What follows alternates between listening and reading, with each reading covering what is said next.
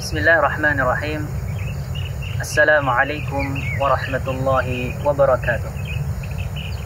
Alhamdulillah wassalatu wassalamu ala Rasulillah wa ala alihi wa ashabihi wa mawalah, wa la hawla wa la quwata illa billah. Amma ba'du.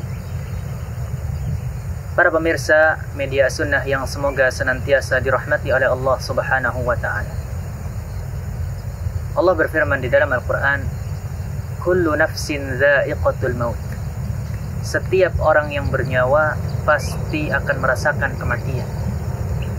Tidak peduli apakah dia orang yang beriman ataukah dia bukan orang yang beriman. Tidak peduli apakah dia orang yang soleh ataukah orang yang toleh. Timbul pertanyaan, kalau saja orang yang beriman itu wafat, orang yang tidak beriman itu pun wafat. Orang yang soleh akan meninggal, orang yang toleh pun akan meninggal. Lalu apa yang menjadi keistimewaan di antara keduanya sehingga menjadi tembok pemisah antara mereka orang yang beriman dengan yang tidak beriman, menjadi tembok pembeda antara mereka orang yang soleh dengan orang yang toleh? Maka ada sebuah hadis dari Nabi kita Muhammad sallallahu alaihi wasallam. Nabi sallallahu alaihi wasallam bersabda, mustarihun wa mustarahun an. Ketika ada dua orang jenazah yang melewati beliau, lalu beliau mengatakan, ada orang yang beristirahat, namun ada orang yang orang lain beristirahat dari dirinya. Maka para sahabat heran dengan ucapan ini. Maka mereka bertanya, ya Rasulullah, manil mustarih wa manil mustarah anhu? Wahai Rasulullah, siapa mereka orang yang beristirahat? Siapa pula mereka orang yang justru orang lain beristirahat dengannya? Maka ikhwani fiddin azani Allah wa iyyakum, Nabi kita Muhammad sallallahu alaihi wasallam bersabda, ammal abdul mu'min, adapun seorang hamba yang beriman kepada Allah Subhanahu wa taala, fahuwa yastarihu min nasabid dunya wa adaha ila rahmatillah. Adapun seorang hamba yang beriman kepada Allah, maka dia beristirahat dari segala bentuk keletihan dunia dan gangguan-gangguan di dalamnya untuk pergi menuju rahmatnya Allah Subhanahu wa taala. Wa ammal 'abdul fajir fayastarihu minhul 'ibadu wal biladu wad dawab wasyajar. Adapun hamba yang fajir, hamba yang tidak beriman kepada Allah, hamba yang buruk, maka beristirahat darinya para manusia, beristirahat darinya hewan-hewan, negeri-negeri, bahkan pepohonan. Ma'asyiral muslimin rahimani wa rahimakumullah. Inilah tembok pembeda antara kematian mereka orang yang beriman dengan kematian mereka orang yang tidak beriman. Orang yang beriman, kematiannya adalah kesedihan. Kematian mereka adalah musibah bagi manusia-manusia yang lain. Namun itu bentuk istirahat dia yang Allah berikan kepadanya dari segala bentuk keletihan yang ada di dunia ini, untuk kembali bertemu Allah, untuk bisa mendapatkan janji dan rahmatnya Allah Subhanahu wa ta'ala. Namun seorang hamba yang fajir, seorang hamba yang bermaksiat, seorang hamba yang tidak beriman kepada Allah, maka kematiannya adalah kabar gembira bagi hamba-hamba yang lain.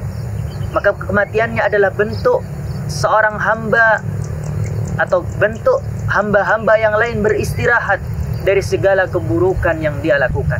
Karena sesungguhnya kemaksiatan yang dilakukan oleh seorang hamba akan menyakiti setiap makhluknya Allah Subhanahu wa ta'ala, akan menyakiti pepohonan, akan menyakiti negeri-negeri, akan menyakiti hewan-hewan dan seterusnya. Maka ikhwan fiddin azani Allah wa iyyakum, kita sebagai hamba yang beriman kepada Allah, sebelum kita wafat, sebelum kita dipertemukan dengan kematian, maka yang menjadi PR bagi kita, apa yang akan kita tinggalkan ketika kita sudah wafat? Ada pepatah yang mengatakan, gajah mati meninggalkan gading, kemudian harimau mati meninggalkan belang, manusia mati meninggalkan nama.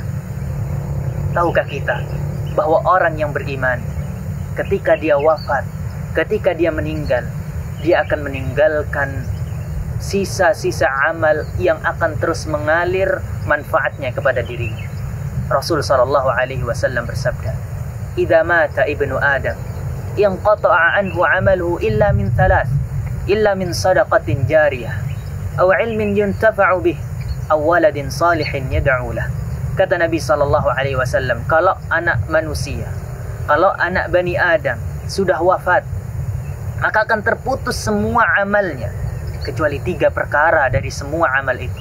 Yang pertama adalah sedekah jariyah, sedekah yang dia gunakan untuk kemaslahatan umum, seperti membangun masjid misalnya, membangun pondok pesantren semisalnya, ya, yang mana manfaatnya akan terus mengalir dan pahalanya akan terus mengalir bahkan ketika dia sudah wafat. Yang kedua adalah ilmu yang bermanfaat, ilmu yang dipelajari dengan kebenaran berdasarkan dengan Al-Quran dan Sunnah, ilmu yang diamalkan dan ilmu yang diajarkan kepada manusia yang lain.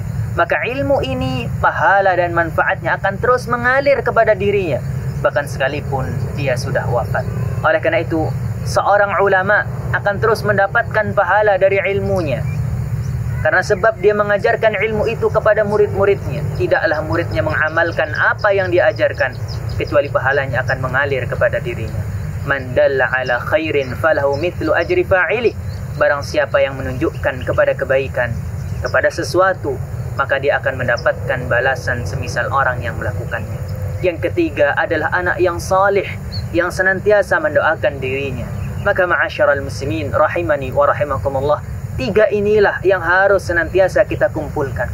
3 inilah yang harus senantiasa kita cari sebagai bekal, sebagai investasi terbaik, sebagai peninggalan terbaik ketika kita sudah bertemu dengan Allah Subhanahu wa taala, ketika kita sudah ditemukan dengan kematian, dan ketika kita sudah dipanggil oleh Allah Subhanahu wa taala.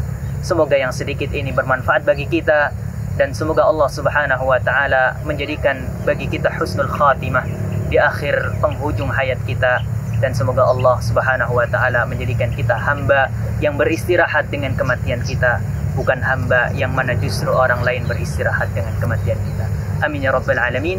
Hadanallahu wa iyyakum ajma'in. Wassalamualaikum warahmatullahi wabarakatuh.